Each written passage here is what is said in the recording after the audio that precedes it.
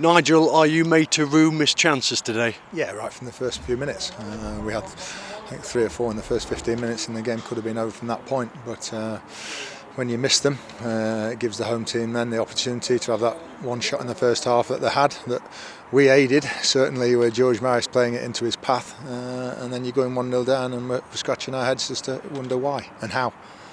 18 shots at goal throughout the encounter, only 2 on target. Does that tell its own tale? Yeah, too many over the bar and too many wasted opportunities. I don't think it really tells the whole story of how many good crosses we put in and things like that, and situations we had, not just sort of getting shots off. And as always, we've got to make more of them. That's been a problem for us this season, but we've scored another goal away from home and not got a point out of the game.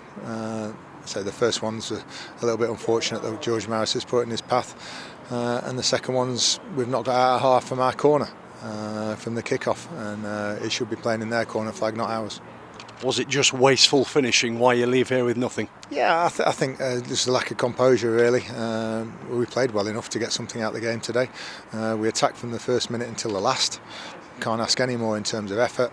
Without a doubt, the 7 or 8 players we've had missing today affect the performance and the result, but in terms of us giving everything and having a go, that's what we ask the players.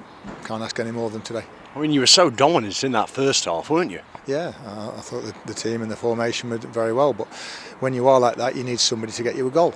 And there's certain people on the pitch, the front three, and then Hiram Boateng behind them, and they've got to then get you at goal. Hawks has had 2 great opportunities from set plays today.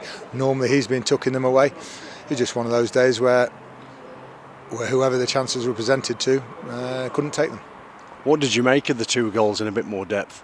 The first one, I still think George should have done better. He's unlucky it's gone straight into the lad's path, but it's come from our attack. Kells is going down and the right and puts a cross in, so we literally switched up the other end.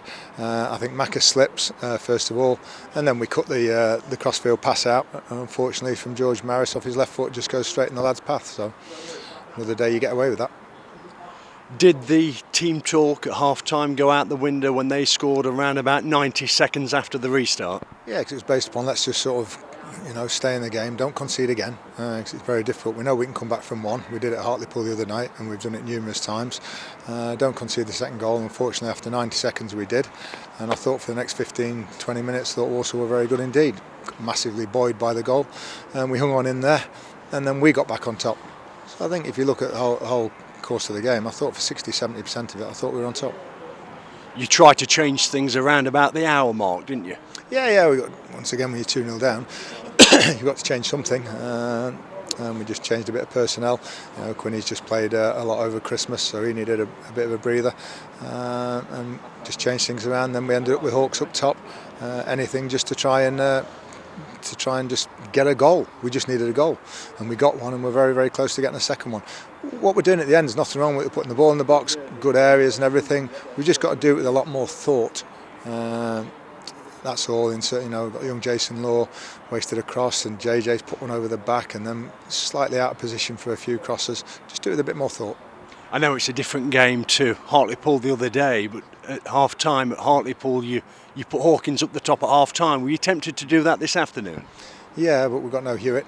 We were struggling a little bit with centre halves, so it wasn't the same situation. And we just felt also at Hartlepool we hadn't created much in the first 45. This 45 we created about 7 or 8 chances. So we just felt as though we needed to keep going and chances would come, and they did all throughout the game.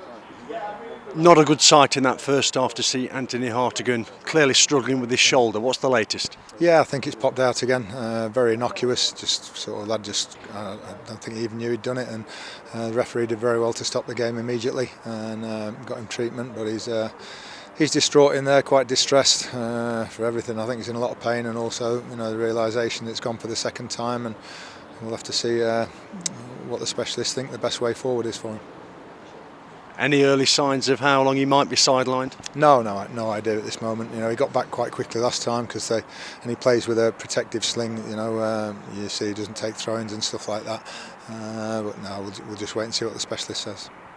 No Elliot Hewitt, as you mentioned earlier. He's ill, is he? Yeah, got a call about 10ish last night. A nice New Year's Eve call.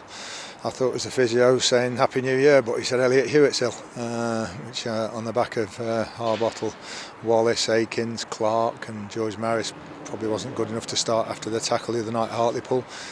Means you're 7 or 8 down. Any of those out today likely to return for Saturday at home to Barrow? Not sure. Ollie Clark's no chance. Lucas's ankle's very sore, as is Kieran Wallace's. Just have to wait and see on the others. Elliot should be okay, providing it's just a sort of 2 or 3 day thing and not the no longer week-long bug that's been going around. What are your overriding thoughts from here? Are you encouraged by the performance? Because in large spells it was good going forward, but somehow you come away here with nothing. Yeah, so it is a little bit of mixed feelings. When you do lose, you come off sometimes and you've had a real go. The players have had a go. We've created chances. We know we should finish better, but it's very, very tough to score goals. So you come off sort of a little bit pleased and proud that we've had a go with 7 or 8 players missing, and on another day we could have won the game in the first 15 minutes. We are in January. I must ask you if there's any latest in terms of transfers. Nothing at the moment. No, it'll sort of hopefully warm up in the next week or two, and might depend on the injuries, Anthony's prognosis, see what his is, and we'll take it from there. Seems apt being at Walsall to ask you about Danny Johnson. Any latest? Nope, nothing at all to report on that one. I think he's here until the 15th of January. Yeah. Okay, thanks Nigel. Thank you.